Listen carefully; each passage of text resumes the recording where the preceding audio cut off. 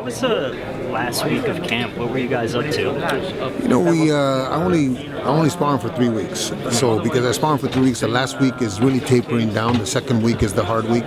But we did about 75 rounds, which is normal for me. Had great sparring, so it's just a matter of just making sure that we dot all the I's and cross all the T's.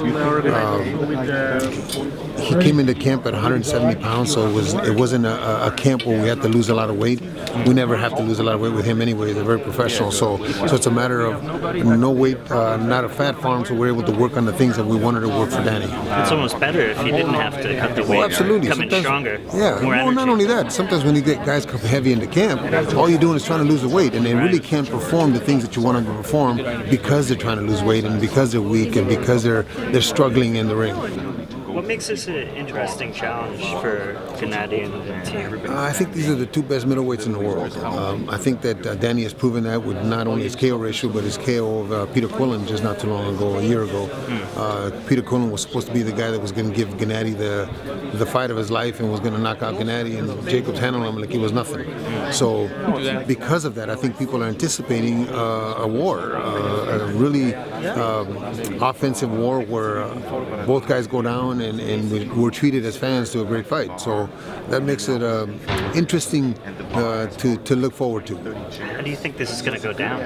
I think Danny comes out and try to test Gennady early, finds out that he can't, and I think Gennady will wear him down and put him out somewhere around the 7th or 8th round. Is Jacobs a bigger puncher than Lemieux? Did you watch Lemieux's last fight? Yeah, no. Definitely Jacobs is not a bigger puncher. David is very heavy-handed, a bigger puncher, but what Danny's got, he's got a little better boxing IQ. He's a little smarter inside the ring because of his amateur background and because of the, I think the upbringing, I think the coaching and the sparring and all the stuff that he had in his gym was a little more productive for him than it was for David. David just depended on his power, and if he catches you, it's good night. Yeah, did you see that knockout? Yes, of course. He's very strong. Yikes. I don't think Danny has that kind of power, but Danny is a much better technician inside the ring. What do you think will happen with the Canelo situation? Right now it's Danny in front of us, Danny Jacobs in front of us, so Canelo, hopefully that gets resolved and we end up fighting in September. If not, then that's not because we didn't want it, it's because Canelo didn't want it. You can make all kind of excuses on why not, but the bottom line is we're ready to fight. It's them that are not ready to fight. Who do you think is going to win between Chavez and Canelo?